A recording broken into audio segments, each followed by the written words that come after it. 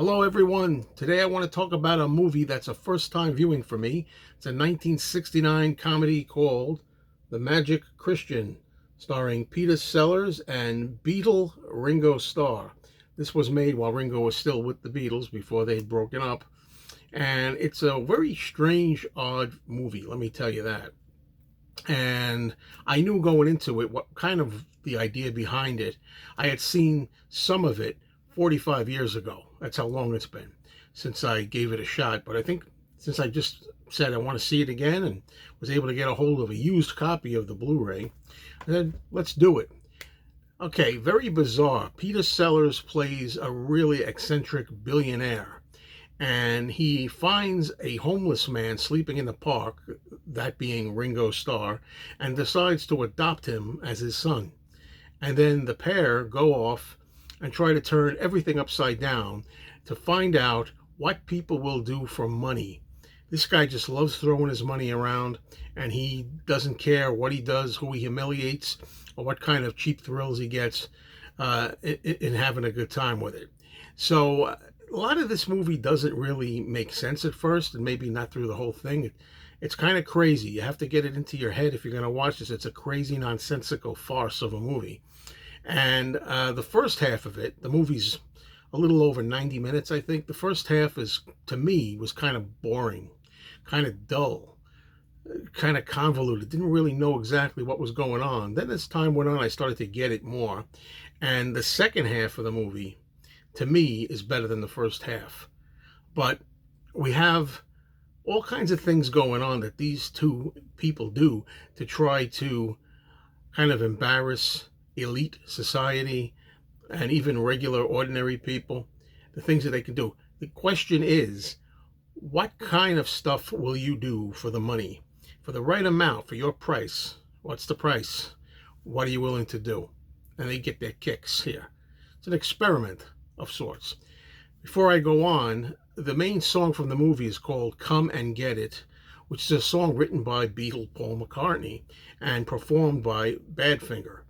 And although I always like the song, and there's not much to it, when you watch the movie, you really find that the lyrics of the song are very specific to what's going on in the movie. Basically saying things like, if you want it, here it is, come and get it, make your mind up fast. And then it has lines in there like, do you mean to say that there must be a catch? Will you walk away from a fool and his money? Because that's what it's about, what money does to people. Now, although I didn't get too many chuckles out of the first half, I got a little bit more in the second half, as I say. I'm talking about scenes as follows. One of them is that Peter Sellers and Ringo, his new adopted son, the orphan, they wind up paying a live performer during a show of Hamlet to strip in the middle of the show. Cheap laughs and to disrupt the whole establishment. Then there's another scene that I like when they're in a car and they wind up getting a parking ticket. Ringo is reading a book on isometric exercises with his face and performs all kinds of weird contortions in the car, while outside the car, his dad, Peter Sellers, is arguing with a police officer as he gets a ticket. And he wants to see how much money the officer is willing to accept as a bribe in order to eat the ticket. So the man eats the ticket as he's bribed when the price is right, plastic around it and all. Okay, this is the kind of weird humor we're dealing with. Another good scene that I liked is in Sotheby's, where there's auctions. First, Peter Sellers approaches John Cleese, who's in this movie in a brief scene, and asks him how much a Rembrandt painting is going for, how much he wants for it. Well, it starts out that he's only looking for 10,000 pounds, what it was back in the 60s, and they expected to fetch that price at auction. Well, Peter Sellers says, well, I'll tell you what, I'll just give you 15,000 pounds.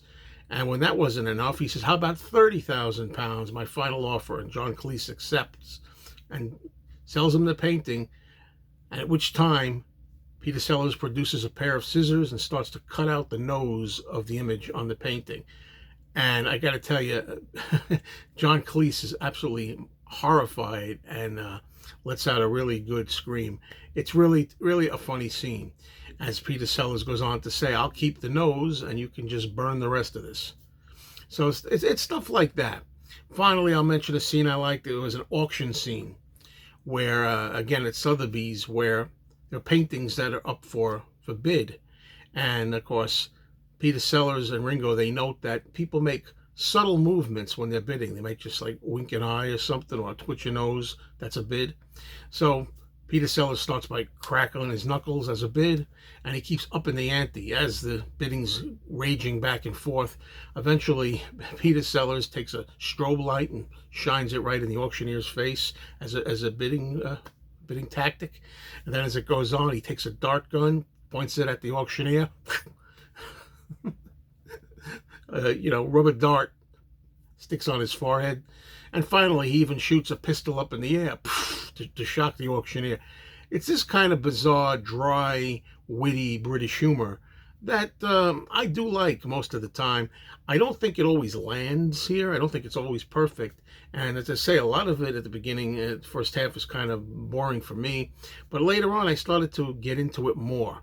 The Magic Christian, the title of the film, is the name of a ship in the movie that's going to leave London. And Ringo and Peter Sellers take a cruise, and it starts out pretty normal, but as the cruise goes on, strange things start happening. We see a gorilla running around attacking people.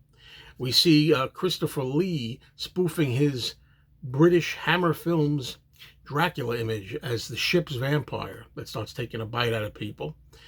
Yul Brynner, of all people, is in drag, singing a song of love in a woman's dub voice to try to entice director Roman Polanski, who's the only lone drinker at a bar. And finally, we got the beautiful Raquel Welch as what's called the priestess of the whip, as they get into the motor workings of the ship and find out that it's being driven by her as a mistress cracking a whip with a whole galley full of many, many, many, many let's say topless women in loincloths that are rowing the ship. It's a very, very crazy movie. And although I got a few chuckles out of it, it's your choice whether you think you could endure the whole thing. Let me just tell you, the ending here, I'm spoiling a lot of stuff, but you'll know what you're in for. The ending is kind of disgusting, and I'm going to make it as vague as possible.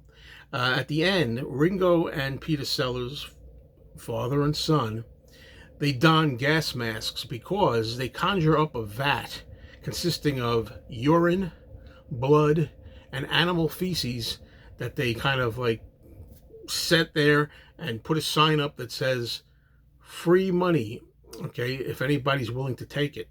Again, what's your price? What are you doing? What are you willing to do for money? Well, the money goes thrown into this vat of putrid crap in the literal sense, and sure enough, people are willing to dive and hold there to go underwater to pick the bills that have fallen to the bottom. And while this is playing, it's so bizarre. You've got the song "Something in the Air" by Thunderclap Newman playing along with it. So there's the idea of how crazy and sicko this movie is. The screenplay was by Terry Southern and Joseph McGrath. Terry Southern wrote the book on this. The book supposedly, as I'm understanding, did not have the Ringo character in it, the orphan. That was written in later. And originally, that part was intended for John Lennon. It was written with John Lennon in mind. And why Lennon never did it, or was even approached, did he refuse? I don't know. But John Lennon didn't do it. Ringo Starr did it. This is directed by Joseph McGrath. So how's Ringo's performance in it? Well, at times he delivers. He does that dry, straight-faced kind of British wit very well. I always thought Ringo was the best actor of the Beatles. And this might have been his first major movie. I know he was in movies, I think, before this. But at times he does well. At times it seems like he's just standing around, just observing what's going on. Doesn't have much to do or say. But he's effective at times, and he's decent in the movie, in the role that he's in, playing second banana to the more experienced and eccentric dad, played by Peter Sellers, who's a lot of fun. All right, well, that's it for this movie. If I was going to rank this on a scale of 4 stars, I'd give it 2 out of 4. It's a movie I don't think a lot of people are going to like it. It's not a good movie. For some reason, though, as I say, I enjoyed the second half, got a little more chuckle out of it, a little more humor out of it. And I left, even though not really thinking it was too good of a movie at all. I did kind of have it stuck in my head, and here I am a day later still thinking about it, and also believing that this is a movie that for me may reward on subsequent viewings. So I may visit this again, now knowing what I'm in for, having a better idea what it's about than I was having going into it at first, because it was all over the place.